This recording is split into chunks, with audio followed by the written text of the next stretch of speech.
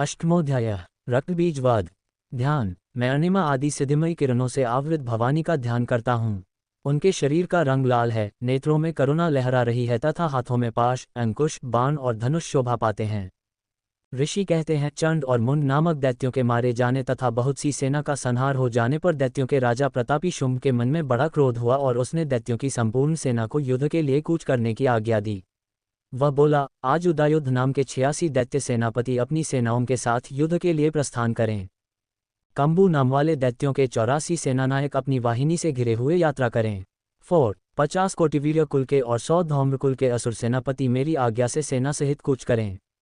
कालिक, दौरहृद, मौर्य और काल के असुर भी युद्ध के लिए तैयार हो मेरी आज्ञा से तुरंत प्रस्थान करें।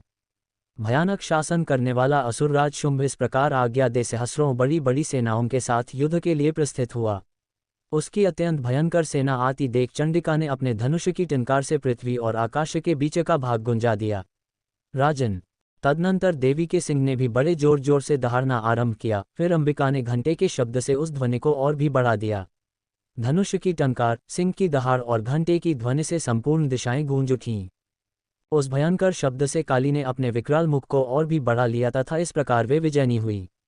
उस तुमुल नाद को सुनकर दैत्यों की सेनाओं ने चारों ओर से आकर चंडिका देवी, सिंह तथा काली देवी को क्रोधपूर्वक घेर लिया।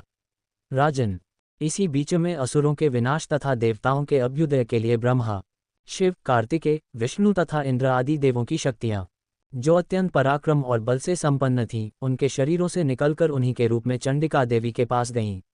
जिस देवता का जैसा रूप, जैसी वेशभूषा और जैसा वाहन है, ठीक वैसे ही साधनों से संपन्न हो उसकी शक्ति असुरों से युद्ध करने के लिए आई। सबसे पहले हंसयुक्त विमान पर बैठी हुई अक्षसूत्र और कमंडलू से सुशोभित ब्रह्मा जी की शक्ति उपस्थित हुई, जिसे ब्रह्माणी कहते हैं। महादेव जी की शक्ति वृषभ पर आरूढ़ हो हाथों में श्रेष्ठ त्रिशूल धारण किए महानाग का कंकण पहने, मस्तक में चंद्ररेखा से विभूषित हो वहां आ पहुंची। कार्तिकेय जी की शक्ति रूपा जगदम्बिका उन्हीं का रूप धारण किए श्रेष्ठ मयूर पर आरूढ़ हो हाथ में शक्ति लिए दैत्यों से युद्ध करने के लिए आईं। इसी प्रकार भगवान विष्णु की शक्ति गरुड़ पर विराजमान हो शंख, चक्र, गदा, शौंधनुष तथा खड्ग हाथ में लिए वहां आई। अनुपम यज्ञवाराह का रूप धारण करने वाले श्रीहरि की जो शक्ति है, वह भी वाराह शरीर धारण करके वहां उपस्थित हुई। नारसिंही शक्ति भी नरसिंह के समान शरीर धारण करके वहां आई। उसकी गर्दन के बालों के झटके से आकाश के तारे बिखरे पड़ते थे। इसी प्रकार इंद्र की शक्ति वज्र हाथ में लिए गजराज ऐरावत पर बैठकर आई। उसके भी सहस्र नेत्र थे। इंद्र का जैसा रूप है, वैसा ही उसका भी था।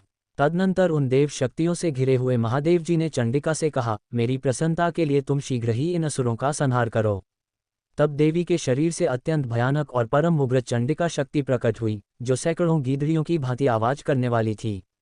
उस अपराजिता देवी ने धूमिल जटा वाले महादेव जी से कहा, भगवान, आप शुंभ निशुंभ के पास दूत बनकर जाइए और उन अत्यंत गर्वीले दानव शुंभ एवं निशुंभ दोनों से कहिए, साथ ही उनके अतिरिक्त भी जो दानव युद्ध के लिए वहां उपस्थित हों उनको भी यह संदेश दीजिए। दैत्यों, यदि तुम जीवित रहना चाहते हो तो पाताल को लौट जाओ।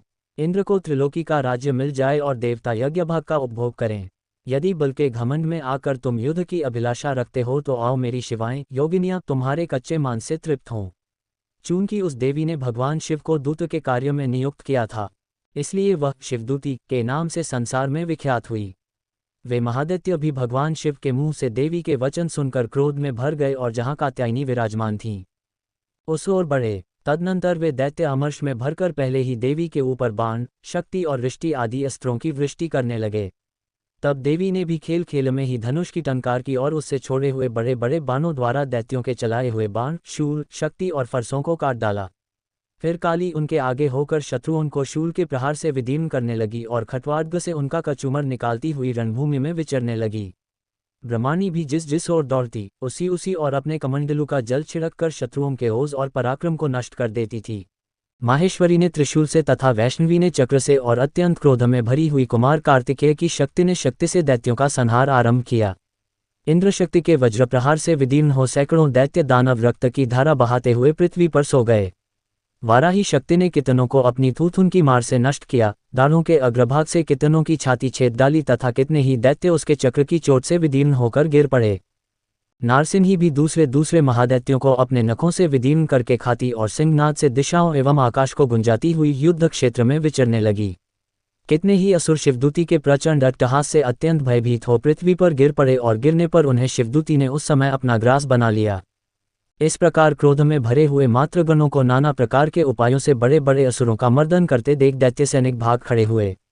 मातृगणों से पीड़ित दैत्यों को युद्ध से भागते देख रक्तबीज नामक महादैत्य क्रोध में भरकर युद्ध करने के लिए आया।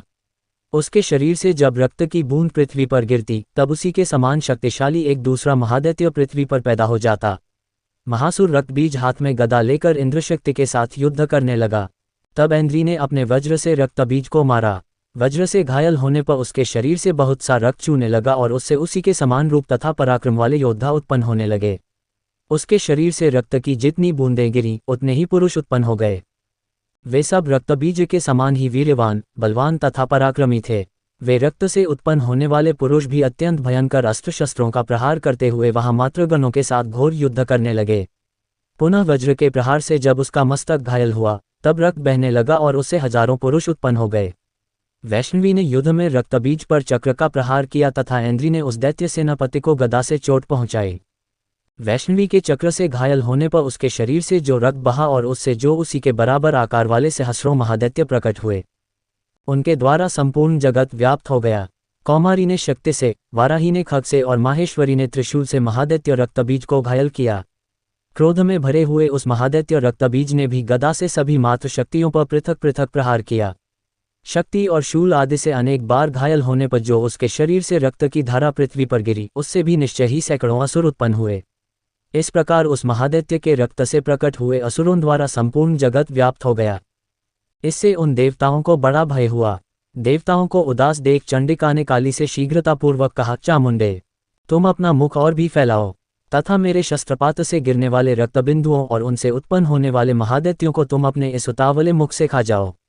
इस प्रकार रक्त से उत्पन्न होने वाले महादैत्यों का भक्षण करती हुई तुम रण में विचरती रहो। ऐसा करने से उस दैत्य का सारा रक्त क्षीण हो जाने पर वह स्वयं भी नष्ट हो जाएगा।